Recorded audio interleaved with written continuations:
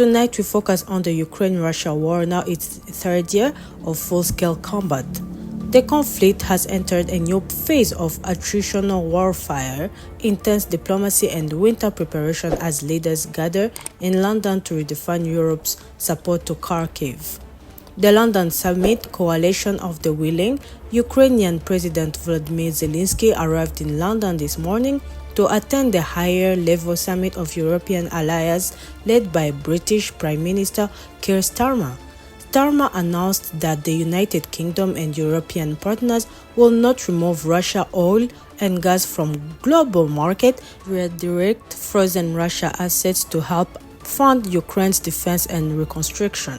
Zelensky, in his speech for parliament, warned that Moscow is preparing a massive winter campaign targeting Ukraine's energy grid and that every transformer, every pipeline and every generator has become a battlefield. He added that diplomacy will not matter when it leads to real decisions that save lives and protect freedom. European leaders echoed his words. Germany, Poland and Nordic states pledged more air defense system and ammunition. Norway confirmed an additional of €500 million resilience package focused on energy repair and civilian shelters. Frontline situation: Russia claims gains, Kharkiv disputes. On the ground, fighting continues across the Donetsk, Kharkiv and Zaporizhzhia fronts. Kremlin claims its forces have captured 3 additional settlements and over 5,000 square kilometers of Ukrainian territory since the beginning of 2025. However, Ukraine's general staff disputes those claims, saying Russia's advances have been minimal and costly. Kharkiv reports that Ukraine brigades in Donetsk inflicted heavy losses on Russian armored units near Advik and Kraskonivia, repelling multiple assaults in the past 72 hours.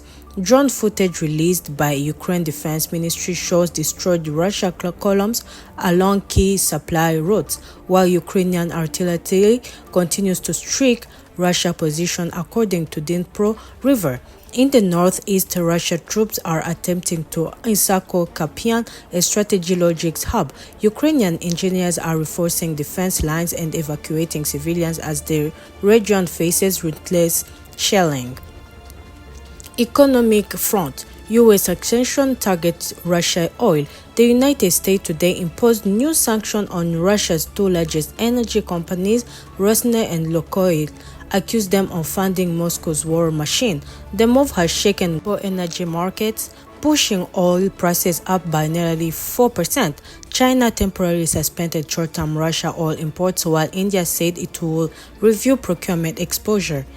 In Moscow, President Vladimir Putin dismissed the measure as unfriendly and predictable, insisting Russia's economy remains resilient, yet analysis note rising inflation and currency pressure inside Russia. Putin warned that any attempt to seize Russia's frozen assets abroad would provoke what he called a painful and symmetrical response.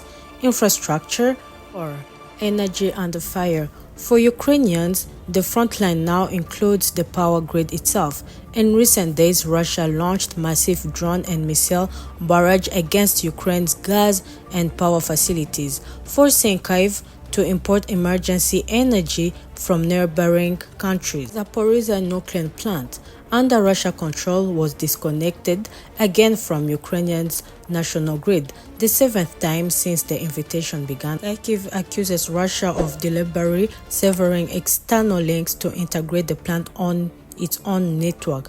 Ukraine Energy Ministry warns to 40% of its power capacity will be at risk this winter unless more air defense systems arrive in time. The United States has reportedly begun sharing real-time satellite intelligence to help Ukraine identify and target Russian missile launch sites deep inside Russia territory. Diplomacy, peace proposal and political tensions. Efforts to end the war remain stalled but active. A planned summit between Donald Trump and Vladimir Putin was postponed after Moscow refused to discuss an immediate ceasefire. The delay has frustrated European governments who are working on their 12-point peace framework based on existing battle lines. Key elements include maintaining current front lines pending elections, an international peace board for monitoring compliance, phase lifting of sanctions tied to Russia withdrawal, a reconstruction fund financed by seized Russia assets. While Ukraine has welcomed the idea as a starting point, President Zelensky insists that no peace plan can reward aggression or recognize occupied territories as permanent losses. Meanwhile, in the EU Foreign Policy Chief Kaja Kallas criticized a proposed Putin visit to Hungary, calling it not nice, given the Kremlin leader's ICC arrest warrant to alleged war crimes. Civilian in peril, human cost on the war. Across Ukraine, human toll remains staggering. More than 11 million people have been displaced since 2022, according to the UN data. In frontline towns, families live in the underground shelters with little heat of water.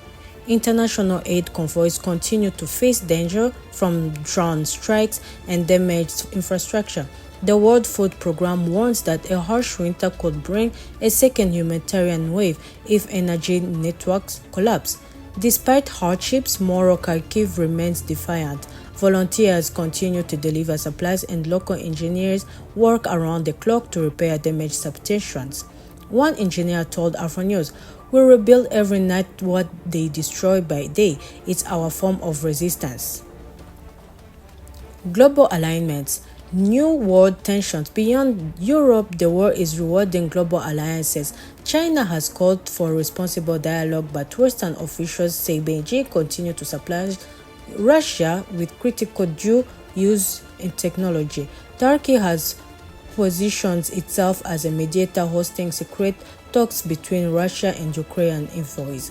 Africa remains divided. From some nations abstains at the UN, while others, notable Rwanda, Kenya, and Ghana, openly support Kharkiv's sovereignty and reconstruction initiative. The Union is preparing to send a peace monitoring delegation to Brussels to discuss long-term food security cooperation with Ukraine, which has resumed limited grain exports through the Black Sea humanitarian corridor. Outlook: what comes next? Winter is coming, and so it's states of endurance for both armies and civilians.